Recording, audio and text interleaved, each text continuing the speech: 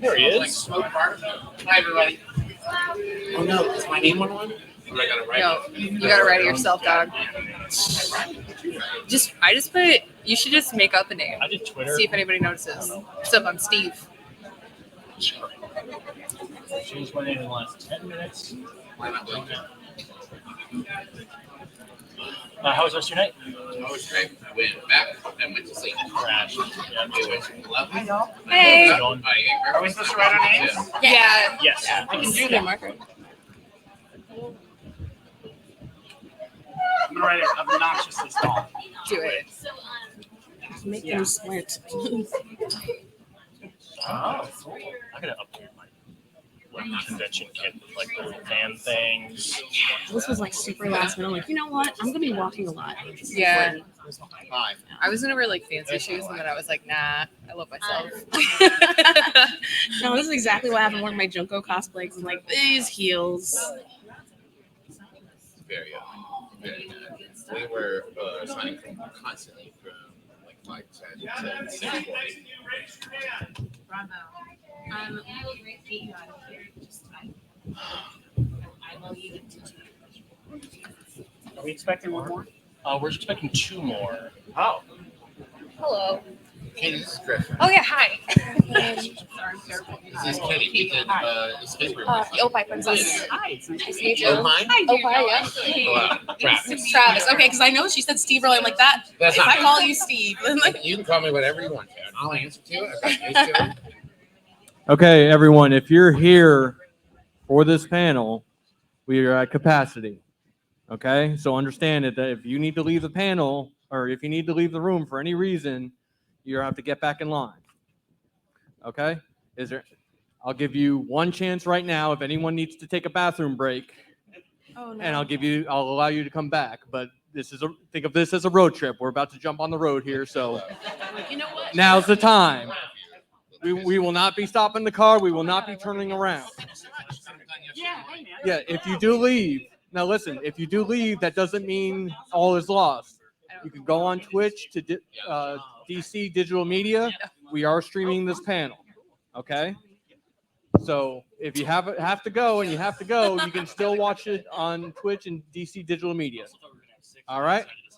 Thank you very much. You fool. That's okay. That's fine. Oh, I know it's weird and awkward, and you should be embarrassed. It's true. You just Everyone's gonna be looking at you weird. It's but fine. Everybody Let's is talk about gonna. mental health. Let's talk about mental health. Everybody's judging you. Constant. You're great. I I'm brought some large embarrassed. silverware so I can You like, look really creative. Yeah, this is my comically oversized spoons. Just like the ones in the audience, don't worry about it. Well, there's like smoked barbecue or something that was down here earlier. I'm gonna also Dragon at some Con point is give you a list of like your remaining appearances so that you have a list when I ask you about your remaining appearances. Thanks, Sorry, it's coming. I was great. Is there bottles of water or something? There should be. There used to be. I don't know. So the interesting thing is Did you get that here? yeah, I got it C2 but in the package it's like a QR code that you scan and then and then it's like galleries. There we are. Places. So that then you can match your like We did it. Panel really? complete. To watch out, but you can also I'll see. How's it going? Hey, sorry about that. I'll take the one. Do you want the water? No, go ahead. Dr. Pepper. Thank you. How's it going? Like, Yes, Good. of course. You want I black or don't red? We'll alternate our color. No, black's fine. you know about like hold in. Yeah. But Oh, you just do we gotta go. well, so that's how this one works. So like basically it's saved the photo to the photo. Right, I know how to check. I just keep it on this. Yeah, I I feel feel good about how many Oh, yeah. steps I've How many got. steps do you know? I mean, I'm at 571 That's a good idea. red. Oh, that's calories. Very good. I'm Griffin. Lazarus, nice to meet you. It's nice to meet you too. Oh, Thank you. I've laughed at now. I'm gonna shake hands. Yes. I've almost Nice laughed to meet at you, Eric. exercise. So. Oh, of course. Thank you. Just sitting on the ends. Awesome. So if you get the flare from me. We won't hear a word that he says. I'll tell you what the problem is. You're at the cool side of the table. Yeah, this is where we make jokes and throw stuff at the driver. So keep him separate. Trouble side of the This is the table. driver too. So just. Sorry, I can't hear you. What? Can't hear you all the way down Oh, there. you're Dr. Pepper buddies. What? This side. Were you How about saying? that? Wait, What? Sorry. Haven't wait, had a I'm sorry. This full is the cool kids table, Dr. so Pepper. can't I've hear. had Diet There's a Dr. wall. Pepper in the past, but this is my first Oh, real now. deal Dr. Yeah. Pepper. Forever. Oh no, did you make a tired. mess? Sorry, I said something. Could be so- worse. Say anything you want. I forgot these are hot mics. Did you just Yeah.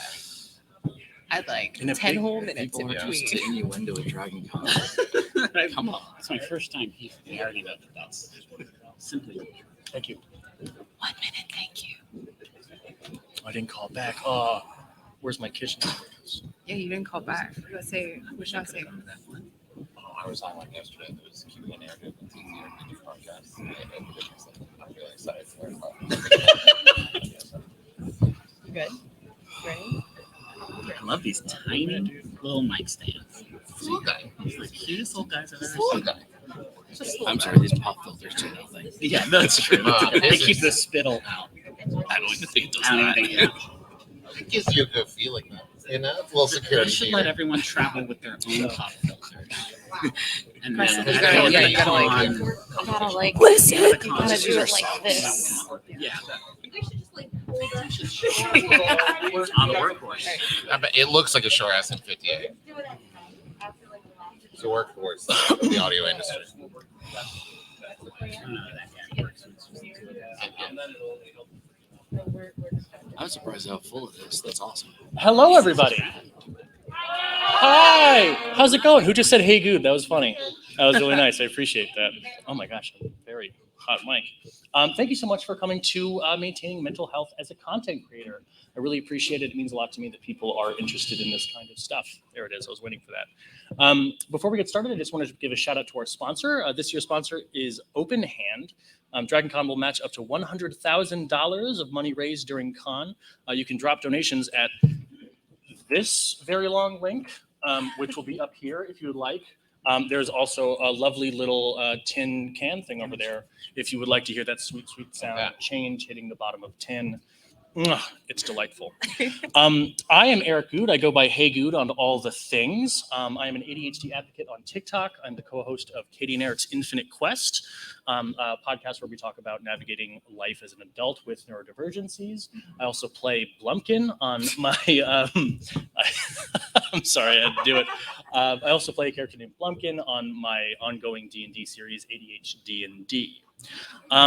For the first half of the show, I'm going to be putting some questions to our panelists. We have streamers, authors, podcasters, TikTokers, YouTubers. And for the second half hour, we'll try to get through as many audience questions as we can. No promises. Sometimes the line gets pretty long, but we will take those at the mic in the center. First, I just wanted to ask, how many people here are either content creators themselves or aspiring content creators? All right. Okay. Just good to get a feel, you know. Anywho, I guess we should start by introducing our panel. Oh, hello. Welcome in. Hi. So we will start with you, my friend. Hi. I had trouble. I underestimated the amount of time it would take me to get from the Hyatt to the Hilton. That's like the subtitle for DragonCon. DragonCon, it was further between hotels than I The thought. Dragon. The Hilton ? No, Darren Kennedy. I am a family medicine doctor in Charlotte, North Carolina by day, and then I go home at night and write contemporary fantasy and paranormal thriller novels, and am not a full-time content creator, but I have 2 full-time jobs, so I think I can speak to this a little bit. Hi, I'm Lazarus Black. I'm a published author of sci-fi, fantasy, and light horror. But in my other job, other life, and previous career, I've been an advertising creative director for 20 some odd years, overseeing studios of dozens of creatives at a time, managing not only my own mental health, but also assuring that of my teams. And that's why I'm here. Hi, I'm Griffin McElroy. I make a bunch of podcasts, The Adventure Zone, My Brother and Me. Do video stuff, former games blogger with AOL and then Polygon, and I think that's it. I'm his brother. I've never heard you refer to yourself as a blogger in our 35 years. Yeah. that bumped for me real hard. Sorry. My name is Travis McElroy. Do a bunch of podcasts. My brother and me, The Adventure Zone and Schmanners. We also write graphic novels, and I do Twitch streams, and I don't know. I have a ton of hobbies, mostly due to ADHD. I forgot to mention my other podcast, Wonderful, that I do with my wife, Rachel, who is sitting in the audience, and I immediately felt like a big jag. Hi, I'm the Opie Princess. I am a full-time content creator on Twitch and TikTok, YouTuber, plus size model, content creator of the sort with a more fan servicey side of things. Because I do want to keep this PG-13, right? Right. Okay. Yeah. Okay, yeah. Business owner, and I also, just game a lot. Game, just chatting, all that stuff. Hi, everybody. I'm Kate Osborne. I go by Katieosaurus on all the social medias. I'm a full-time content creator, podcaster, Twitch streamer. I primarily talk about ADHD and mental health at the intersections of sex and intimacy, and also in Dungeons and Dragons, because the Venn diagram is a stack of pancakes. Thank you. Oh, and I co-host Katie and Eric's Infinite There Quest it or is. whatever. I don't know. Let's hear it for our panel, everybody. Huh? All right. All right. You gotta stroke their egos a little bit before you start, just to get them going a little bit. So let's get right into it. So as creators, we owe the vast majority of our success to the support of our audience, and that support needs to be maintained over time to maintain that support or to maintain that success. So how do you balance your own mental health and your own needs with constantly needing to re-earn and maintain that adoration and enthusiasm from your audience? We can go down the line if you'd like, or somebody can just start talking. I'll start talking. Thanks. Cool.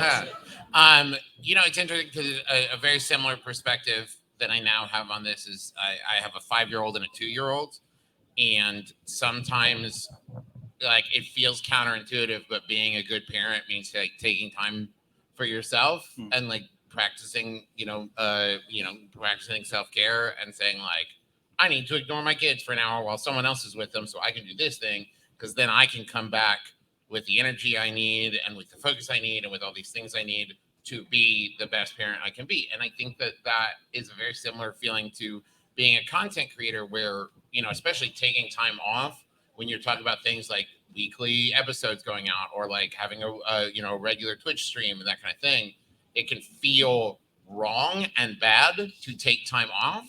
But that time to recharge creatively means that over time, you are a better content creator. It makes you more comfortable doing it. It makes you like interact with people better. You're not as like burned out. You're not as like, on edge a little bit. So sometimes the answer is you got to step away from it for a little. You got to like skip a stream if you're not feeling it. You got to like be willing to say like, you know what? I haven't missed an episode in a year and I need a vacation. So we're going to take a week off. Yeah, can't pour from an empty cup. Yeah. I want to add to that. It's very clear that every individual has completely different needs in different situations. My wife is a relatively well-known artist, especially at DragonCon, and she also does, she creates her own content, both of her stories, but also she does Twitch streaming, and she has anxiety. I have ADHD. We have to treat our self-care very differently, and we have to support each other. I only recently, a couple of weeks ago, realized that a practice that I had used for many years turns out, or my entire life, turns out to have been quite negative, and I wanted to share that. Being raised the way I was, that there was a concept called digging deep. If you're struggling, you dig deep for something. And it's described awkwardly, and everyone kind of makes up their own versions of it. Apparently, my version of that was to descend into a pit of emotional hell, berating myself and hating myself and saying how terrible I was, until eventually I got angry at myself. It turned into anger. That anger turned into adrenaline, and then I would do whatever it was that I wasn't able to do. And I managed that effectively for many years, and I didn't realize that it was really abusive to myself. And when I realized that literally just a few months ago, I've been hating myself and how I've been raising my children to, that encouraging them to do it. because they have anxiety, like my wife.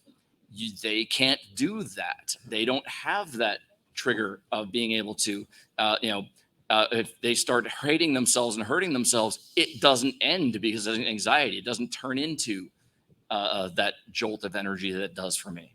So everything is very personal. You're an amazing parent. I just want you to know. You can recognize that. That's incredible. Like, I think that also kind of like feeds into my work habits too, because I can see my parents and how they did not take time for themselves. And the effect of it is me also doing the same thing now, which I'm getting better at in terms of self-care, because I think it was after MomoCon, I had gotten so sick because I had back-to-back conventions to guest at, and I didn't give myself a break. And at that point, it was just like, okay, so you really have no choice but to clock out and go home. And it was a very tough time, but it was also just really nice and eye-opening. Like, this has been the year, because I've only been a content creator full-time for a little over a year now. It's really been hard to try to maintain a business, because this is a business too, but also maintain myself.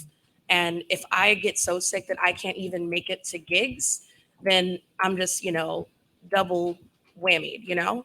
So I think in terms of like handling it, now I have to schedule time, and I try not to beat myself up about it. And even if I have a list, like a laundry list of things to do, I will just chip away slowly. And if things get pushed back, they just get pushed back. It's not like you're not going to be there. And another really big thing that some people need to do as creators is have transparency with their community. If you do that, then you're going to be able to build a closer bond with them. And you're also going to let them know, like, hey, it's not you, it's me. I just need some time to not be a social person on social media. You see me posting? No, that's the automated post. I'm not here. I'm actually shit posting on my alt account. So, yeah. I do think with that though, because I've been thinking about that a lot. Of like, at the end of the day, I think one of the tricky things of like being a content creator who's also like neurodivergent and dealing with their own stuff is you are always going to know yourself better than members of your audience, right? Of that community. Yeah. And so there's always you have to like cut yourself some slack, right? Because there'll always be somebody who's like, oh, you're going to skip an episode? Oh, man. And you're like, I get that you feel that way. I get it. But yes, I am. And it's like that thing of like, you got to be careful, because like one of the earliest things that I had to start going to therapy for was like, I was letting like people saying that they liked the stuff that I made inform my opinion of myself. So if people were like, you're great and I love this, and I was like, I feel good, I feel great. And the problem with that is my therapist pointed out, if you let people define your positive outlook of yourself, you're also allowing them to do that for the negative side. Yeah. And so then anytime someone would say anything negative, my brain was like, well, that must be true. If you're going to believe the good thing they said about you, then the bad thing must be true as well. And so trying to find a balance of like, you know what? No one is ever going to know me as well as I am. And so I have to kind of make those decisions for myself. And it can be really tough. Mm-hmm. I feel like this is super unhelpful for a panel like this, but it really does vary person to person, show to show. Like, we've all been doing our shows together for 13 years now, and we, like, our needs and the way that we handle, having a social media account that we stay connected to our audience through, like, we do that stuff completely differently, because there is no one size fits all answer for this question. It also changes over time. Like, we are very privileged in that, when we were starting out and we were making the shows, like, we had to be on that social media grind, like, much harder than we do now. We're very fortunate that we have like a couple of people who help us with social media, so I don't have to tweet for 4 years now. And it has categorically improved the quality of my life, just being able to unplug from this thing that I recognize just only kind of made me sad. But that is also a very lucky position that we have had the success that we've had, that we are able to hire people to help us out with that.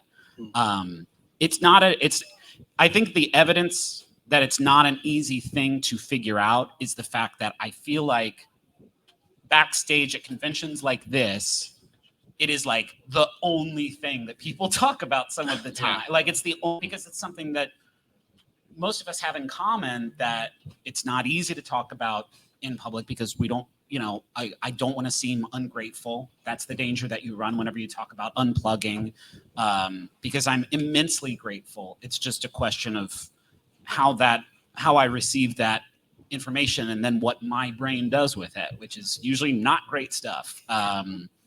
And so like it's always the subject of conversation backstage. Is like, how are you getting by with all of this? But it's also a little bit. Sorry, go ahead. I was going to add that there is. So as I said earlier, I've managed many teams of large numbers of people, and had to manage them as individuals and as teams like yourselves. And I've done that for graphic artists and directors and musicians and performers and writers. And one thing that's not talked about often enough to me is there is a significant difference between yourself as a creative who's producing, whether it's a work of art or performance, and I consider journalism and streaming a lot of that related to performance, and how you feel about it, your emotional state. There's a famous quote by an author named Art Buchwald, and they said, "How did you have such a long career?" And he said, "Every single day I sat down, no matter how I felt, and I wrote 2,000 words every single day. Sometimes it went longer, but never less. Sometimes I would feel like it was the worst thing I had ever written in my life. Sometimes I thought it was great, piled everything up, put it on the side, didn't touch it for 2 months. Came back 2 months later when I read it, and I couldn't tell the difference between when the days I felt bad and the days I felt good. The reality is your product is one thing, and your emotional state about it is separate. And that is something that if you can manage that, you're one step closer, because trying to tie in, how will you feel about something into your product, and holding it up for the world to see, and if they don't praise it enough, it can destroy you. But if you can distance that, then you're really on the beginnings of managing yourself. Yeah, Darren, please. But just like we talked about, that everybody's different. Some people do need to write 2,000 words every day, and some people don't. And what I always say is, there's a lot. I have a lot of thoughts on this. I'm not a constant online person, but I need to be making words, or the book. One time I didn't write for 3 days and came back. Would you believe there was not one additional word on that manuscript? Not one. I was like, where are the fairies? Why did you not type for me when I was gone? So there's the law of diminishing returns. And there will be days that I sit down at the coffee shop and I'm like, man, I just knocked out 2,000 words. And there's other ones, I've written 500 words and the words don't want to come today. And you know what I do those days? I go mow the grass, because guess what? Somebody's still got to mow the grass. Yeah. Everything still has to get done. So I could talk about this topic for a long, long time, but I would say the number one thing in this is give yourself some grace. Yeah. You are a human being, and you are allowed to take time for yourself. And that's kind of what everybody's been touching on, but just give yourself some grace. And on the day that you didn't write a lot, that's okay. You'll write some more tomorrow, or maybe you won't. Maybe tomorrow is another day that you don't feel like making 2,000 words. It's okay. And whenever you do feel like writing again, you will. It's very interesting to me because I would say the two biggest things outside of my family, who I love very much, that has been beneficial for my mental health has been going to therapy and TikTok. And the reason is, in a year of being on TikTok, I learned more about ADHD than I did in the rest of my life, because I had, I was diagnosed with it when I was 6 years old or 7 years old. And so then, 31 years, and it's like, well, I know about it because I've had it. And then I would watch videos like Katie's, and I'd watch videos from other like ADHD TikTokers, and they would talk about a thing, like some, a facet of ADHD. And I'm like, oh, I thought that was just me. I didn't realize. Okay. And as I began to understand those things better, it allowed me to then understand, like, well, maybe my process should shift around that thing instead of trying to make that thing shift into my process. Of like, if you're looking at someone else's, like the way they work, and you're like, why, I wish I could do that. And it's like, oh, well, they found a way that worked for them. And if that way is not working for you, instead of saying like, so there must be something wrong with me, It's possible that you just need, like Griffin and I both like make the same shows together. Our preparation process is different. Griffin likes to write things down, and I like to just think about it until it's like so clear in my head that I can speak on it without having to write it down. Because if I sit down to write it down and it doesn't come out, I'm like, no, I can't do it. It won't work. I can't do it. I can't do it. But if I just think about it, it's like, oh, it's so clear to me. I completely understand what I need to say. Katie, do you have any thoughts on balancing doing right by your audience and keeping yourself okay? I think We share an office, so We I do. don't know what your thoughts are. I think my answer is that you have to find the joy in it. And you have to find the joy not necessarily in the big wins, because one of like the weird things that I never expected about content creation is that it's all the time. And especially because most of us, we have cameras in our phones. And so for a lot of us, like your office is in your hand all the time.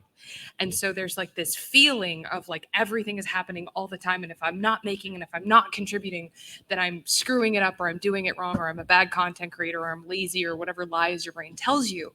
And so I think finding those moments of little wins, and letting your audience and your community help you in those moments. Like I'm not a big proponent of read all the comments, but I think you can read some of the comments, especially the nice ones.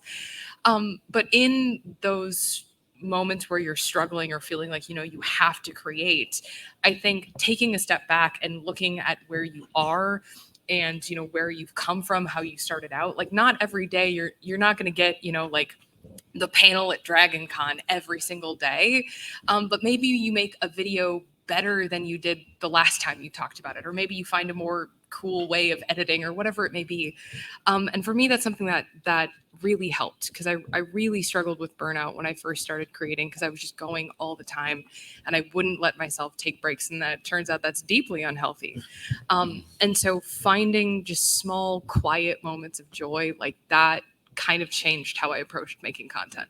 Can I dovetail one thing on that? Yeah, please. When she said joy, one of my favorite quotes is, comparison is the thief of joy. And you can very easily look down the table and say, this person makes 1 million minutes of stuff a month. I've made 4. Why am I not doing that? It's okay.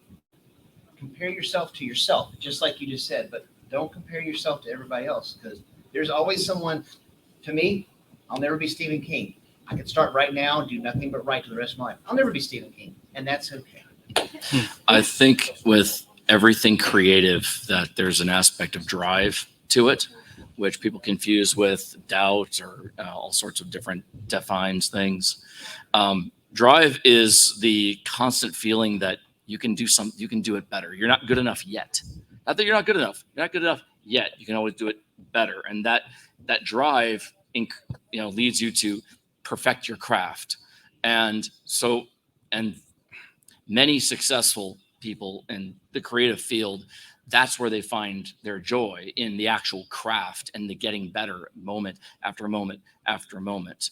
I have seen most of the most difficult mental health issues from people when they aren't focusing on that. They're focusing more on a return or a reaction from people.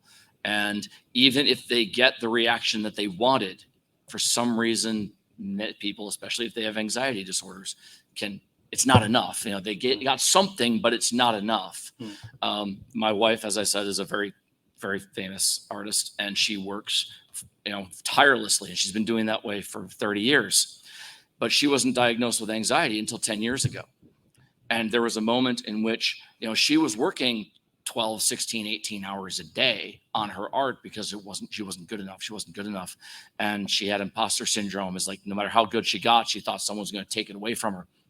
And when she got first diagnosed with anxiety, she's like, well, wait a second, does that affect my ability to be creative? How is that if I take medication, if I do this therapy and I minimize that energy I'm used to using for creating, is that going to affect me? Well, it didn't. All it did was save our marriage. And she's actually put in at least as much time, if not more. She's won more accolades, more awards, sold more, careers taken off. But that pressure and that pain has been alleviated because she took the step to seek help. Mm-hmm. Yeah, so we have about 10 minutes before I'd like to move to audience Q&A. But That was one question. That was one question. Good job, everybody. Crushed I it. just set the stage and watch you all dance. That's Yeah. my job. But so much of this has to do with your relationship to not only your audience, but their opinion and opinions. And I think it's inevitable that at a certain point in a creator's career, we will come face to face with the fact that no matter what we make, no matter what we produce or how much of it we produce, there's always going to be a certain percentage of people that think what you do is garbage, or that last video you did was terrible, you suck, quit. I never want to see your face again. How do you all, and whoever wants to go first can, deal with that constant criticism and give weight to the criticism that's useful and ignore perhaps the criticism that isn't and is disingenuine? Lazarus, please. In marketing for the last 20 years, there's been a concept called narrowcasting. And that is speak to your audience and only your audience. You can easily confuse yourself that there are people who you want to reach and that's my audience. No. The people who like you are your audience.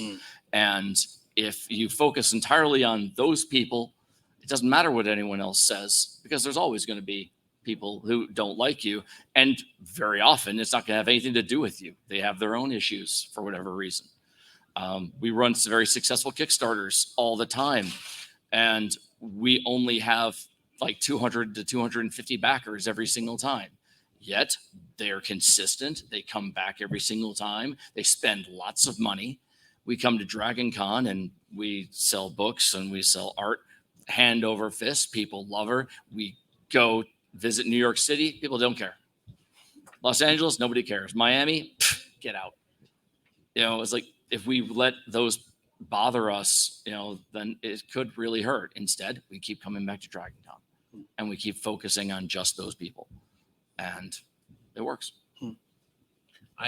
My friend Brent once described that concept to me of, it's like you're the mayor of a city, and like when you're in the city where you're the mayor, everyone's like, oh my gosh, it's the mayor. And then you go to another city and you're like, I'm the mayor of that city. And you're like, okay. Cool. Who cares? I don't think you can ever shut out the audience criticism, because you are doing yourself a pretty tremendous disservice when you do that. I think managing how you filter that stuff is important, but I think the more important thing is to not make it the only source for that type of criticism. Which is to say, surround yourself with people who will give you their opinion about your stuff and catch your mistakes, before you do even. Because when you rely on audience reaction in the weird void of Twitter, where context and intent is stripped away as a feature of the platform, that's bad. That's not a good way for you to solely judge your work. It's important for you to have those feelers out there, because we changed a lot in the early years of making My Brother and Me an Adventure Zone, because our audience was, I will say, very patient with us when we would say bad stuff, wrong, ignorant stuff, right? If we had shut that out, I that bums me out to think about that reality. But at the same time, we also scaled up to a point where it wasn't so much, hey, your values are terrible, as much as it was more talking about the work.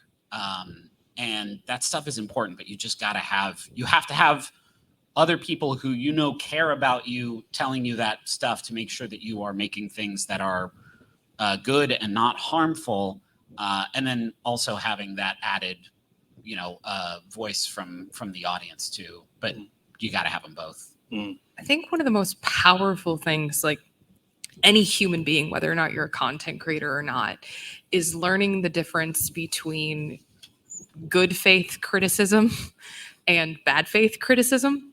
And one of the ways that I did that, it's funny that you talked about Twitter, because I got on Twitter. That was one of the ways that I had to learn, because, I'll go on Twitter and I'll say, I have ADHD, the most just innocuous whatever, and there'll be 5 people going like, no, you don't. ADHD is fake. You're dumb and you're a liar and I hate you. And I was like, well, that's not maybe valid criticism. I think we can let go of those, block. But at the same time, I also think you're right. There's so many opportunities for growth and for acknowledgement of yeah, I could have phrased that better, or I could have, educated myself more. And I look back at some of my first videos that I made and I was like, oh my God, I can't believe I said that, but I think showing that growth is possible and that change is possible and that we as humans have this incredible gift to learn and change and grow and do better and try harder and listen to that valid criticism.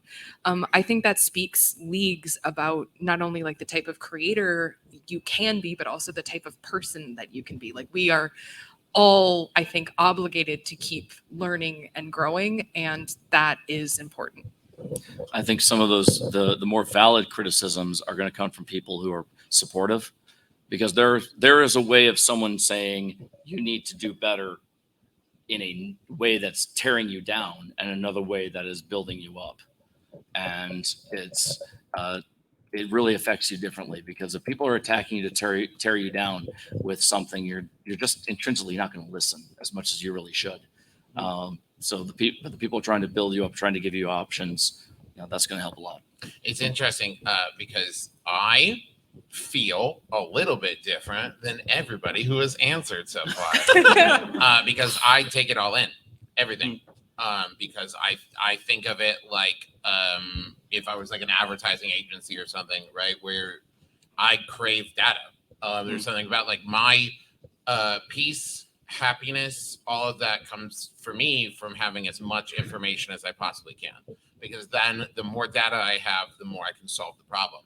And so for me, the thing wasn't filtering stuff out or knowing what to ignore. It was finding within myself my own compass of how I feel about myself, no matter what else I take in, and not let it be a rudderless ship blown by the winds of whichever people are saying. So there is now, after many years of work, a core feeling that I have about myself that can be informed over time as I grow and change and all these things.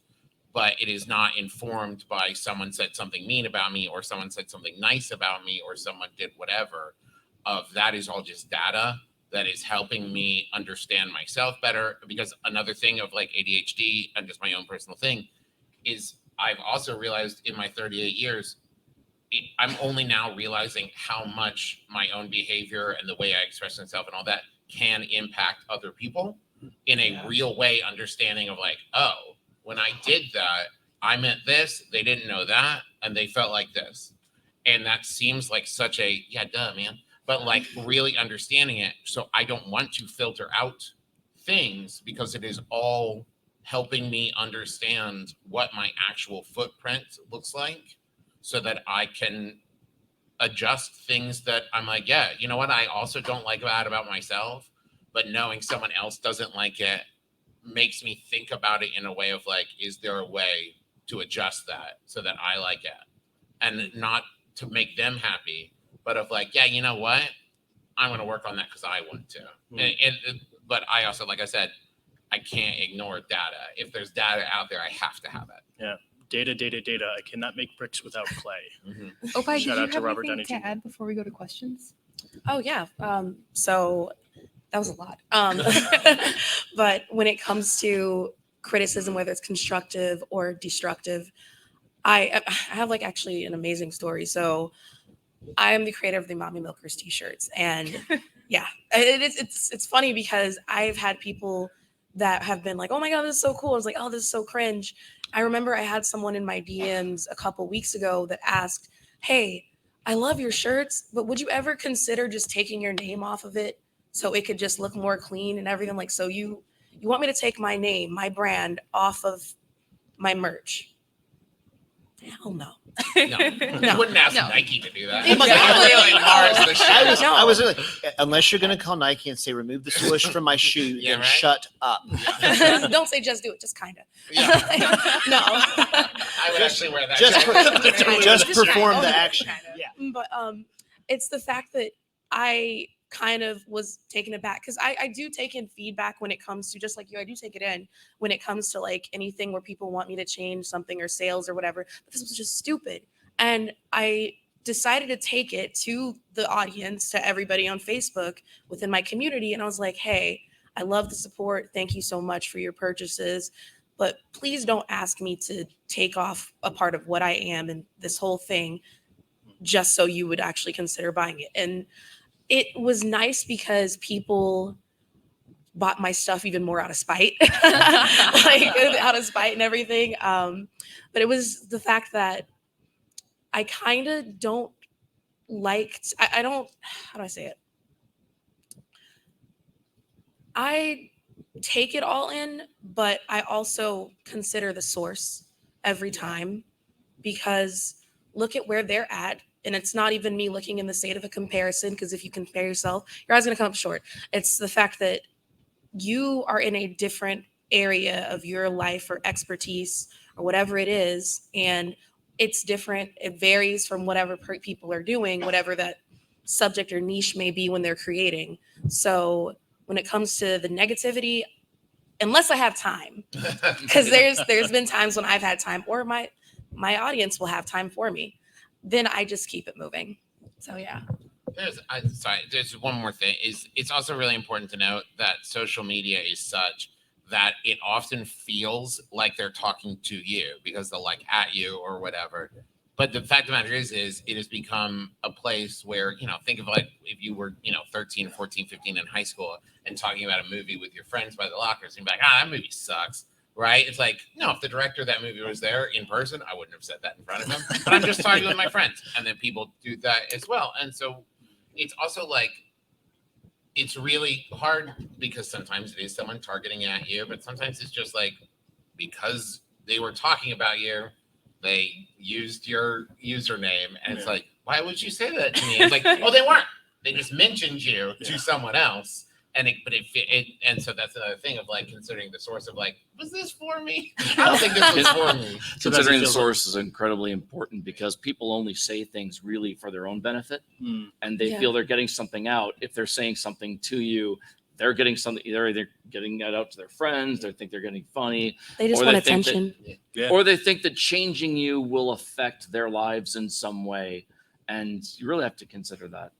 Is that what you want to do? Sometimes it has nothing to it completely is asking you to change who you are. So I'd like to move on to audience questions. If you would please, you're welcome to step up to the microphone. I believe that's preferable for Twitch reasons. Eric, Very much so can preferable. there's a rule that I've started doing for Q&A stuff of like 5 people in line at a time. So that way no one stands up for a really long time and then doesn't get their question answered. Oh my gosh. That's so Yeah, good. so That's a great when someone is done with the question, you can be the next person up. But that way, if we start to run out of time, we can just rapid fire who's We have a already done. patent pending on that technique. Yeah, Yes, dude. Yeah. that's very If you good. use it, it's $20. You just cannot saved me patent like the process. 2 years of hurting people's knees. My I gosh. feel so bad. Hello, how you doing? Hello. I have questions specifically for you. I can't remember your name. I'm sorry. But in the past couple of years, with the pandemic and healthcare professionals, a lot of healthcare professionals switching to become content creators, especially on like TikTok and Instagram and things of that nature. How would you, what advice would you give to your colleagues to help them combat a double-edged sword of these two different battles of mental health that they're going through with the pandemic and now coming into content creation? Oh my gosh. We only have. I shouldn't have went first. Sorry. I'll be very brief. How would I advise medical professionals that are trying to become content creators to be taking care of themselves as they're charging into the field? Right.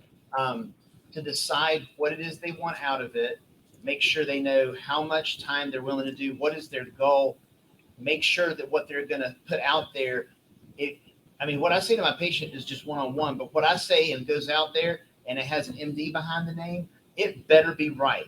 So I would say if you're going to do that, you better make sure that you know your stuff up one side and down the other, because opinions about X, Y, or Z is one thing, but when you're starting like telling people what to do about pandemic X or pandemic Y or whatever, you better be right or you're going to get ripped to shreds. And then I would say knowing what they want to get out of it and how much time they're going to spend on it, and make sure you don't quit your day job would be what I would start with. Thank you. Thank you very much. Hello. Hi. Eric, you mentioned at the beginning who is a content creator and an aspiring content creator. One thing you didn't mention was, are there any former content creators in the audience? That's a good point. Excuse me. And I'm one of those people who I was a content creator for a few years, obviously made cosplay content. And I had a really hard time reconciling my anxiety and at the time undiagnosed ADHD with the feedback I would get. And there are parts of it I really miss. So as a former content creator who wants to share my creative process again, what kind of advice do any of you have to get back into it? Because that first step feels really hard for me right now. Take care of yourself. Yeah. No, seriously. I'm doing that by not being a content creator, but No. also on the flip side, there are so many parts of it. I love sewing and I love creating and I love sharing that knowledge, and I miss it. I will say, as someone who uses a lot of social media and creates a lot, I've noticed a big difference in how. So, for example, like Instagram, there's a very clear understanding of like, I post a thing, you comment on it, and there's no expectation of me seeing it or responding to it. TikTok, I feel like it's kind of a middle ground of like, I post a video and it's perfectly fine if the creator never comments on anything or does anything. Whereas like Twitter, there's an expectation of I'm talking to you about this and I'm saying this to you. So I would say like gauge what level of involvement and engagement you want to have with it, and then like start there. If you're like, you know what, I feel like I'm most comfortable posting stuff on Pinterest and like just putting it up there and doing that, and then not feeling the need to engage any more that I'm comfortable with, just start there. Because you know what, I think a lot of it is, especially when you are first starting out your first thing, you're young, and you're like, but you're like, I need to go into it full bore, and I've created accounts on every social media platform, so I press this thing, and I'm on my grind, and I'm making sure, and it's just like, yeah, man, if that works for you, that's great. But it's like, if you don't have the fuel for that, you're gonna burn out really quick. I think like being aware, this is such a cheap joke and I'm sorry, but being aware of like the ADHD, having an idea to owning an Etsy store pipeline is profound. And so I think like you are allowed to make content on your own terms, like if you are a person who says, you know what, I want to make like one real solid YouTube video a month or every 6 months or whatever, like, again, like finding the joy in your content and saying like, this is the limit that I'm going to set for myself, because I have like 40 Etsy stores because this was going to be the thing that I did. That's my retirement. Right. Yeah. But I think that just giving yourself permission to do enough for you and not enough on anybody else's terms. Thank you. Yeah. Thank you. I've been creating content for quite a few years, and when I started out, I made stuff that was very much trying to be kind of wide appeal, and doing that for a few years, I hated it. I wasn't making the content I wanted to make. I was making what I thought other people wanted to make. When I started kind of working towards doing what I wanted to do, I had a lot more fun, but it's hard to compare your previous success to where you are now and go, well, a lot more people were interested when I was doing all the things to make other people happy. Now that I'm being more myself and doing it for me, a lot less people are interested. It's hard to kind of separate out that kind of judgment of yourself as do people not like me? How do you kind of like reconcile that, yeah, I'm happier making the content, but less people are looking. What's your name? Steven. So here's the thing, Steven. What you got to weigh it against is audience size versus audience engagement. Sure. Yep. And that is the difference between old school, like advertisers talking about TV shows and whatever, right? Whereas, like, for example, I do Twitch. I do Twitch. I don't think I'm ever going to have the size Twitch of like, really big people. But like, I have noticed that if I have 100 people on my stream, 80 of them are there every time I stream. Yup. Right. And so to those people, they like that I'm doing it, and I like that I'm doing it. And I could work hard to try to get my stream up to like, oh, there's 2,000 people watching every time. But it's like, you know what? I started doing it because I wanted a way to interact with the people who wanted to be there. And that is exactly what has happened, because that is audience engagement versus audience size. And as a digital content creator, whereas any kind of, as long as you're able to put the stuff out, engagement, I think, is always more important than size. I think sometimes a lot of sponsorships are like the ones that are people just looking for streamers in particular. It's like, oh my God, we got to have this particular size of following and all this other stuff. They really do forget about engagement, because we have solid Twitch affiliates and they get consistency all the time. And the same can come from, like, if you're trying to get people to come to whatever platform that you're on, make sure you're posting the things that people would search for, not the things that you are already. Like, oh, content creator, because you hashtag content creator, you're gonna get a bunch of people that are already content creators. Like, you're looking for people that are wanting specific things because they're like you just have to use different avenues for it. And I think self-awareness is absolutely key, because the reality is what makes you happy and your creation is going to make your life's work worthwhile.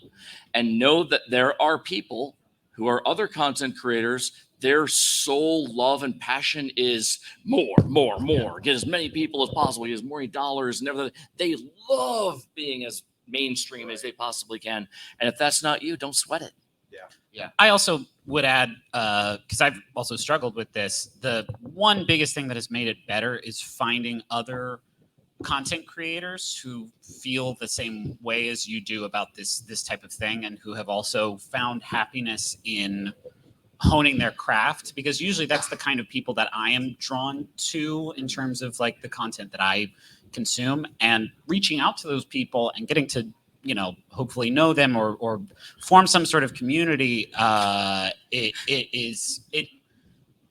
The worst thing about that feeling is that it's incredibly isolating. This feeling of like, I'm doing what makes me happy and less people like it is a very lonely thing to feel, but also it's a very common thing to feel, I think. And talking to other people who you admire who do the same thing is paramount.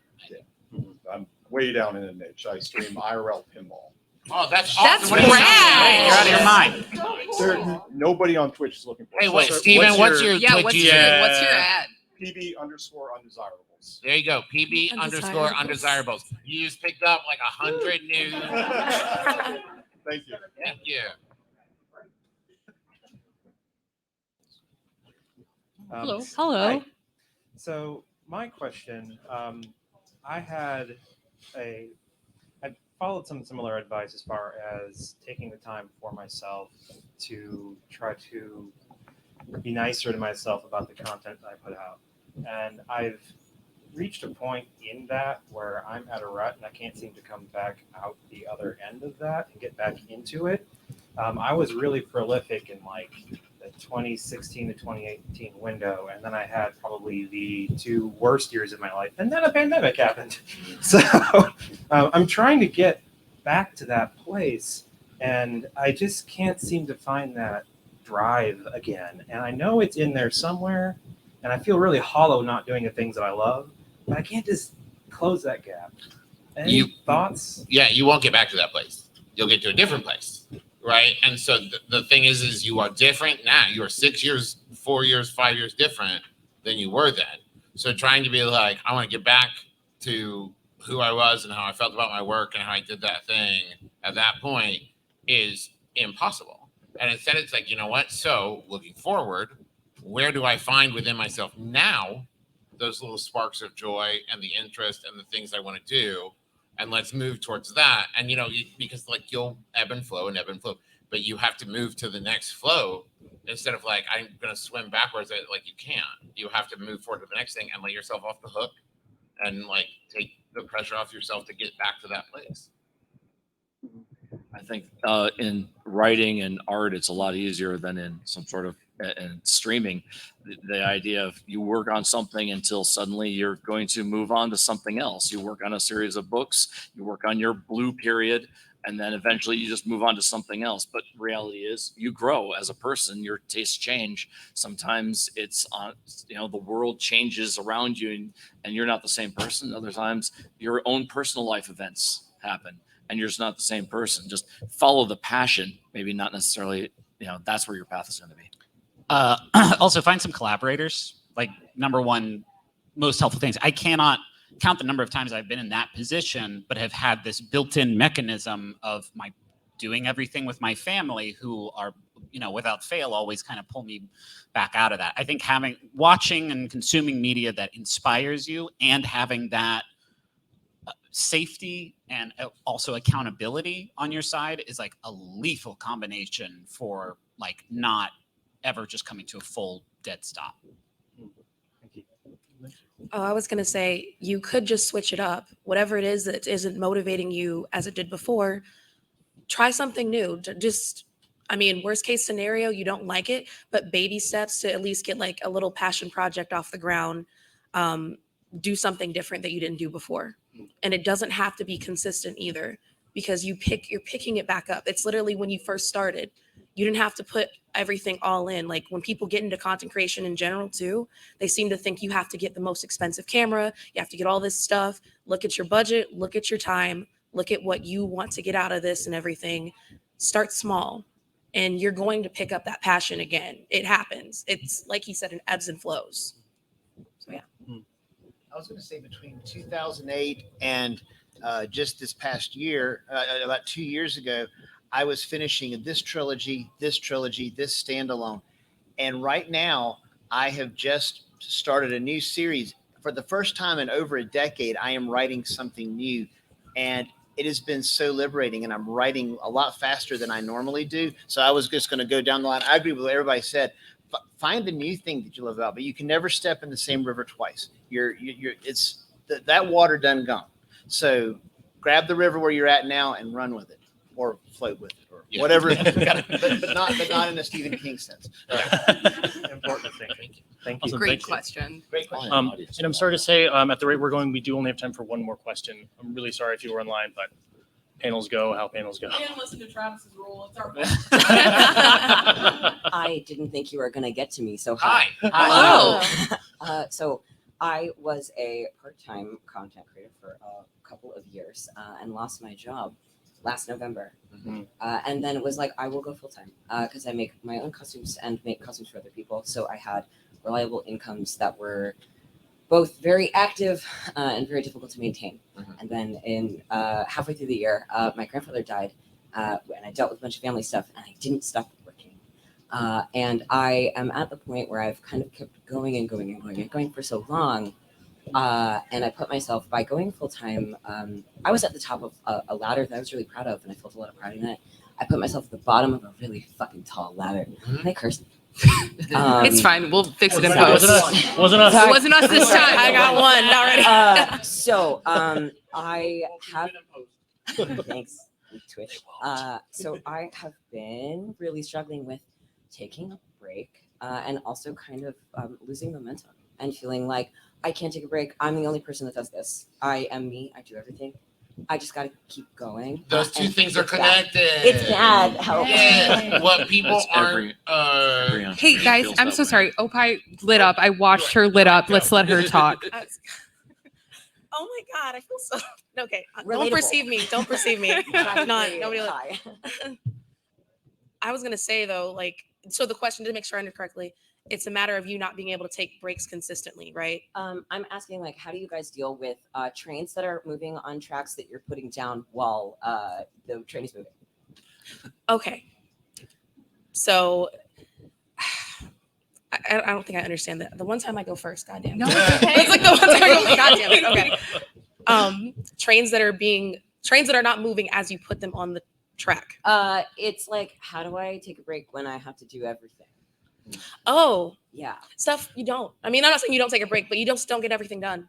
I'm not saying you never get it done eventually, but I'm saying that you will get it done in its own time, because if you do not take a break, I don't know if you've ever had it be so bad that you actually just have to stop working altogether. Yeah, that's like my biggest fear. Yeah. Because I've had that happen. Like, just Burnout. schedule it. Either you schedule it or your body's going to schedule it for you. The only Bingo. thing that you can actually do is give yourself a little reprieve. Like, I'm guessing you work while you eat, right?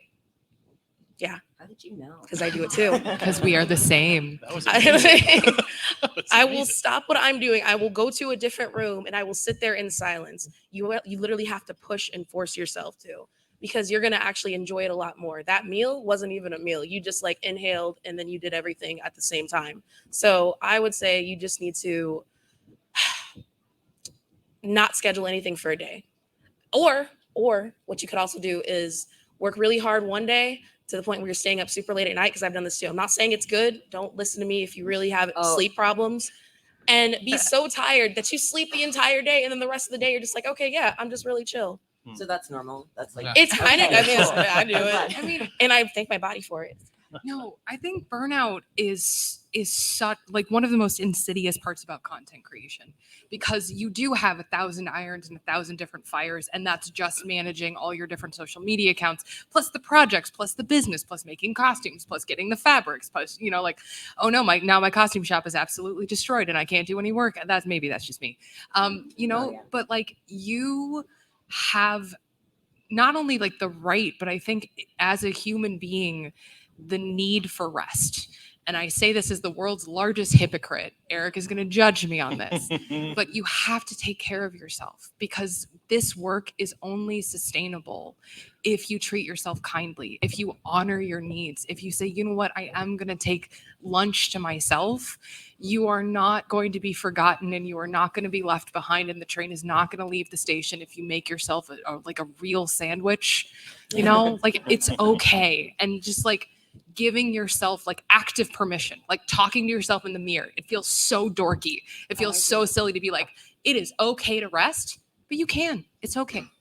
Also, momentum is a lie that we tell ourselves because we're afraid of taking breaks. That thing of like, that fear of, if I say no to this person when they ask me to do something, maybe that's the last time someone ever asked me to do something. Right. And it's just like, that's not how that works. Right. Like the idea of like, oh, you can't make this thing, I'll spread the word around. And we're on. It's like that feeling of like, I did that for a while, where it's just like, if someone asked me to be on a podcast, I'd say yes. Because I was like, I'm trying to get my name out there and trying to grow the thing. And it was like, okay, but at a certain point, I was doing that more than I was doing my own work, or I was doing that more than I was seeing my kids. And it's like, you know what? That's not how it works. And being able to say like, yes, I do have time for this, or I don't have time for that, is like part of the job.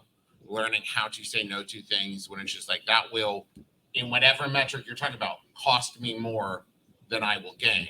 So I have to say no to it. And it's really hard to learn to say no to things. When you're doing something that you absolutely positively love, and you get that endorphins, that wonderful dopamine rush of it, and then something negative happens in your life, it's very easy to dive into it and start putting all of your hopes and dreams, and you're getting all of your energy from doing what you love. And that's when the burnout starts to happen, is because you narrow yourself down to just these few things that are giving you, I don't want to say false pleasure, but they're really limiting yourself. And you do need to start diversifying how you entertain yourself and where you get things. Get yourself extra hobbies so that you're not just sitting there going, okay, I'm not going to work. Now what I'm going to do? I don't like sitting in a room. I don't like this. I don't like that. I don't want to hand make a sandwich. What do I do? Try and find those little things to diversify yourself so that it becomes easier to step away. And we are right at the end, so I don't have time for like a long answer. But count the bees. Sometimes if you count them, a swarm of bees is actually like 6 bees. And also look up an Eisenhower matrix. I don't have time to go for a whole explanation, but Eisenhower matrix, check it out. And get a whiteboard. Get a whiteboard. Not everybody needs a whiteboard. Eric. Everybody needs a whiteboard. That is true. I got a whiteboard. I love a whiteboard. I have like 3. Nice. I got a whiteboard. I keep them just everywhere. If I reach out, I want to touch one. Yeah. Like just all the ways. Call them my brain books. I got brain books everywhere. Well, thank you so much. I appreciate it. You're welcome. Thank you. Well, everybody, that is about all the time we have. I'd like to thank Blueberry as our sponsor. Please do rate this panel on the app if you like it and you would like us to do it again next year. And please follow DC Digital Media on Twitch, where we stream stuff like this. Now, one more time, if you'd like to go down the line, please tell people where they can find you. Anything you're working on right now? Anything you'd like to say for the good of the public? Oh, and excuse me, I forgot we had a Twitch question. Hi, Twitch. How you doing?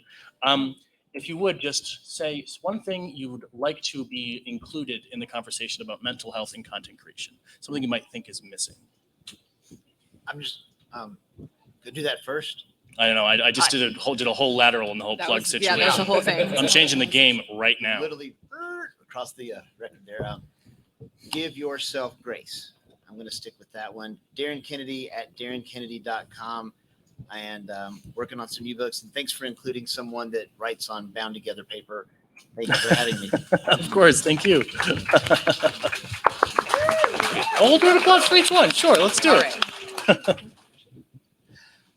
One thing I would say, there's a difference between self-doubt and imposter syndrome. And a lot of people are confusing that online. Everyone has doubts. Some doubts can be pretty extreme. Anxiety can be a serious condition.